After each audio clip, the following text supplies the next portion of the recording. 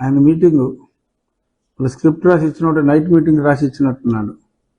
ఈయనేమో మిట్ట మధ్యాహ్నం మీటింగ్లో మీరందరూ ఒకసారి మీ సెల్ ఫోన్ లైట్లు ఆన్ చేయండి అన్నాడు. పిచ్చిక్కిపోయింది జనాలకి. ఒకరి మొహం ఒకరు చూసుకున్నారు. చంద్రబాబు నాయుడు గారిది లోకేష్ గారి మీటింగుల్లో కరెంటు తీసేస్తా ఉంటే ఆయన ఈ లైట్లు వేసి మీ సెల్ ఫోన్ లైట్లు ఆన్ చేయండి, ఆ వెలుగుల్లోనే మీటింగ్ చేసుకుందాం అని చెప్పారు.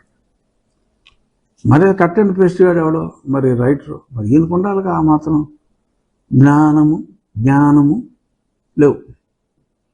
మిట్ట మధ్యాహ్నం అదే ఏదో మీటింగ్లో మరి నేను నారా లోకేష్ కూడా చిప్పు దొబ్బిందా అని ఆయన ప్రశ్నించారు.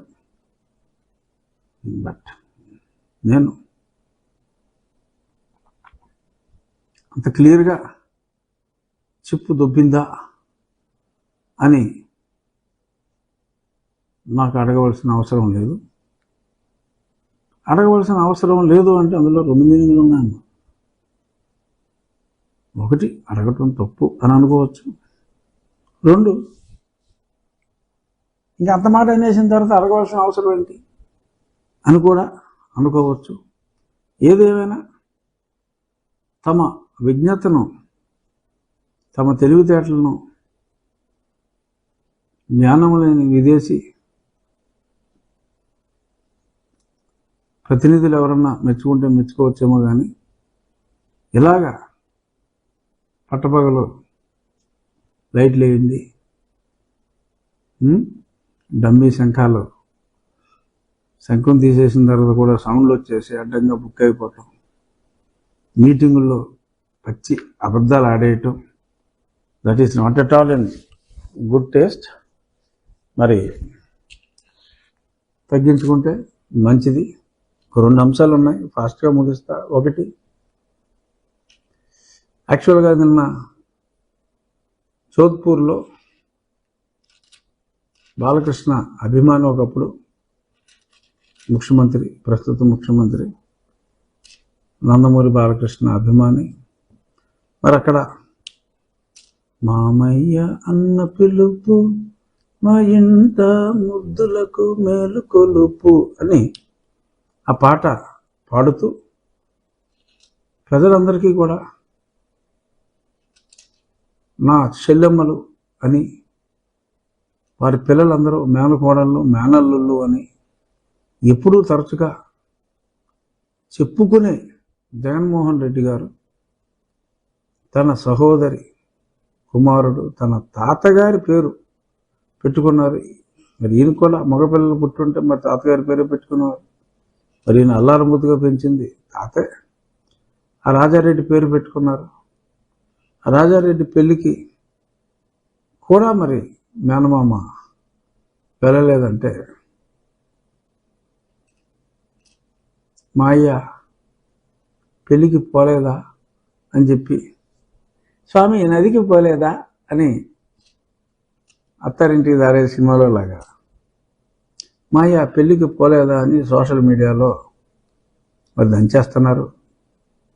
నేను రాత్రి నుంచి ఇవాళ పొద్దున్నంతా అయ్యే జోకులు, స్వామి నదికి పోలేదా అలాగా. మరి ఇంతమందిని అందరూ మా చెల్లెమ్మలని మభ్యపెట్టి, పిల్లల్ని మేనల్లు మేనకోడళ్ళు అని మభ్యపెట్టి, మరి సొంత చెల్లెలు కుమారుడు వివాహానికి కూడా వెళ్లకుండా మీటింగ్ సిద్ధమైపోయారే, అక్కడికి వెళ్ళటం మానేసి. ఏమిటి ఇంకా మనకేం చేస్తాడు అని మహిళలందరూ కూడా జోకులు వేసుకుంటూ నవ్వేసుకుంటున్నారు. ఇది నిజం ఏమో. రిసెప్షన్కి నేనైతే వెళ్తున్నా, మరి ఆయన వస్తారో రారో నాకైతే యథమిద్ధంగా తెలియదు. ఇక ముగించే ముందు, గతంలో మన ప్రధానమంత్రి గారు మా భీమవరానికి వచ్చినప్పుడు అంటే సుమారు 1 సంవత్సరం మీద, ఇది జూన్ మాసంలో అయింది, జూలై 7 అనుకుంటా 2022. సో సంవత్సరంన్నర పైగా అయింది. అప్పుడు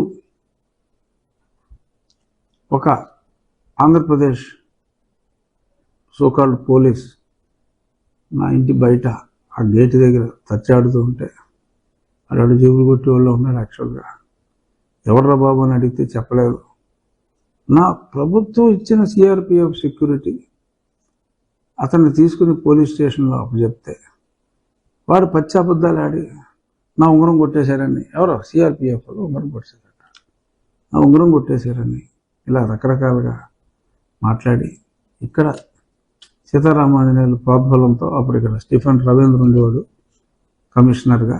వీళ్ళందరూ కుమ్మక్కాయి జగన్మోహన్ రెడ్డి ఇక్కడ ఎవడో ఓ ప్రముఖ రాజకీయ నాయకుడు కొడుకుతోటి ఎవరితోటో మాట్లాడుకుని వీళ్ళందరూ కుట్ర చేసి మా సిఆర్పిఎఫ్ వాళ్ళు కంప్లైంట్ ఇస్తే నా కంప్లైంట్ రిజిస్టర్ చేయలే. ఆ గచ్చిబౌలి పోలీస్ స్టేషన్ వాడు ఈ స్టీఫెన్ రవీంద్ర మాటలు వచ్చుకుని రివర్స్గా నా మీద, నా కొడుకు మీద, సిఆర్పిఎఫ్ వాళ్ళ మీద కేసు పెట్టారు. దారుణం. సరే హైకోర్టులో స్టేకి వెళ్ళాం.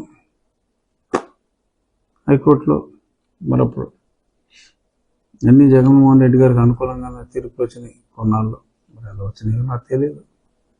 సో నా అభ్యర్థిని పరిగణించలేదు. అది సుప్రీంకోర్టులో స్టే చేయటం జరిగింది. రెడిక్యులస్ అన్నమాట ఆ కేసు. సో అటువంటి కేసు పెట్టారు. అది మళ్ళీ ఇవాళ విచారణకు వచ్చింది. సరే తెలంగాణ వాళ్ళు పెట్టింది దొంగ కేసు కాబట్టి వాళ్ళ కౌంటర్ కూడా వేయలే. కానీ ఎవరైతే ఒక కానిస్టేబుల్, సోకాల్డ్ కానిస్టేబుల్ ఉన్నాడో ఆ కానిస్టేబుల్ తరఫున నేను ముకుల్ రోహతగిని, రంజిత్ కుమార్ని జగన్మోహన్ రెడ్డి కేసులో పెట్టినట్టే మరి తలకు 25 లక్షలు ఇచ్చి పంపిస్తాడేమో జగన్మోహన్ రెడ్డి అని అనుకున్నా.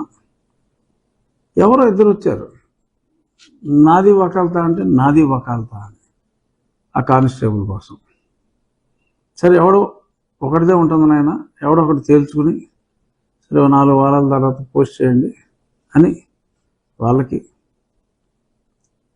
తెలంగాణ రాష్ట్ర ప్రభుత్వం తరఫున కొత్తగా జీపీని అపాయింట్ చేస్తే మరి వాళ్ళకి వీళ్ళు కూడా కౌంటర్ వేయమంటం జరిగింది. మరి ఇప్పుడు మీకు స్టీఫెన్ రవీంద్ర లేడమ్మా ఇక్కడ ఫ్రాడ్ చేయడానికి, అలాగే మీ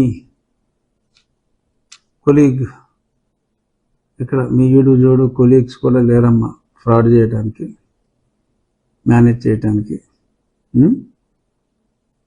సో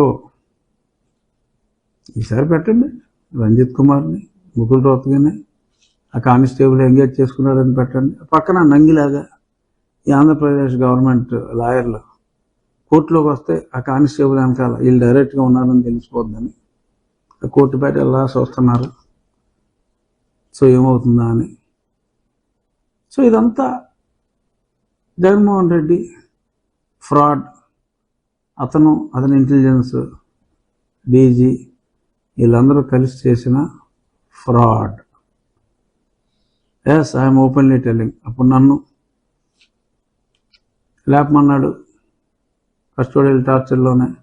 సరే పోలీసులు భయపడి చెతకొట్టింది చాలేరా బాబు, చంపితే మళ్ళీ మనకేసేస్తారు, వీడు బాగానే ఉంటాడని చెప్పి అది చంపలా. ఏదో జైల్లో వేయాలని చూశారు. లక్కీగా కొందరు పెద్దల దయతో 18 గంటల్లోనే నేను బయటకు రావడం జరిగింది. ఆ తర్వాత ఇదిగో ఇక్కడ దొంగ పోలీసులు పెట్టి చేయాలని చూశారు స్టీఫెన్ రవీంద్ర సహకారంతో. భగవంతుడు నా ఎందుగలడు, లక్కీగా బయటపడ్డాం. ఆ తర్వాత ఇలా ఫ్రాడ్ కేసు పెట్టి నా కొడుకులు అరెస్ట్ చేయాలని చెప్పి కూడా చూశారు. అది ఫీల్ అయ్యారు. ఇప్పుడు ఇక్కడ ప్రభుత్వం మారింది. మరి ఆ కానిస్టేబుల్ మరి ఎంత రిచ్ ఫెలో నాకు తెలియదు. 2 లాయర్లని సుప్రీంకోర్టులో ఒకరికి తెలియకుండా ఒకరిని, అంటే బహుశా జగన్మోహన్ రెడ్డి గారు ఇద్దరికి చెప్పుకుంటాడు. ఆ ఇద్దరిని పెట్టేసినట్టున్నారు. ఇద్దరికి వకాలత్తు లేదు, నాకుందని ఊరికి అక్కడ షో పుటప్ చేశారు. సో ఇలా ఈ చీప్ ట్రిక్స్ చేశారు, నా మీద ఎన్నో కుట్రలు చేశారు, ఫిజికల్గా లేపాలని చూశారు, రకరకాలుగా. బట్ నీ ఏసుకి నా వెంకటేష్కి పోటీ ఏమో అని కూడా అనిపిస్తుంది నాకు ఒక్కోసారి. ఎందుకంటే కేవలం వెంకటేశ్వర దయతో ఇవాళ నేను ఇలాగ ప్రజల ముందు ఉన్నాను అని నేను ధైర్యంగా చెప్పగలను. కోర్స్ నేను యేసుని కూడా గౌరవిస్తాను. నేను మిషనరీ స్కూల్స్లో చదువుకున్నా, కానీ నేను డిసిప్లిన్గా చదువుకున్నప్పుడు జగన్మోహన్ రెడ్డి గారిని కూడా ఇంటర్నేషనల్ స్కూల్లో ఫస్ట్ స్టాండర్డ్లో వేస్తే హెడ్ మాస్టర్ కొడుకుని కొట్టాడు అతను. సస్పెండ్ చేశారు, సస్పెండ్ కాదు డిబార్ చేశారు. అప్పుడు పవన్ వెంకటరామరెడ్డి గారు పబ్లిక్ స్కూల్లో సీట్ ఇప్పించారు. ఇది అతని ట్రాక్ రికార్డ్. ఆయన విద్యా విధానం గురించి మాట్లాడతాడు, మా గురించి మాట్లాడతాడు. చెప్పండి, మిమ్మల్ని డిబార్ చేశారా లేదా కూడా ఇంటర్నేషనల్ స్కూల్లో? చెప్పండి, ఎందుకు డిబార్ చేశారో చెప్పండి. ఇది విద్యా విధానం గురించి ఇంటర్నేషనల్ బకలారెట్ అని, ఇంగ్లీష్ మీడియం అని, అడాక్స్ అని మిస్టర్ మాట్లాడేస్తున్నారు కదా. డిబార్ అయితివా లేదా చెప్పుము. ఓకే, ఎనీహౌ మీరు ఎన్ని చీప్ ట్రిక్స్ చేసినా ఆ సుప్రీంకోర్టులో ప్రపంచ ప్రఖ్యాత విశ్వవిఖ్యాత తీసుకొచ్చి పెట్టినా అక్కడ కేసు లేదమ్మా, రివర్స్ కేసులే ఉన్నాయి. చెప్పాలని చూసింది మీరా, మా మీద కేసులు పెట్టేస్తారా? సరే, విజ్ఞులైన ప్రజలు ఇవన్నీ గ్రహిస్తారు. నేనేం చేశానో ప్రజలకు తెలుసు, మీరేం చేశారో ప్రజలకు తెలుసు. ఎన్నికలు వస్తున్నాయి, తేల్చేసుకుందామమ్మా. ఎన్నికల్లో తేల్చేసుకుందామమ్మా. జగన్, ఎన్నికల్లో తేల్చేసుకుందాం.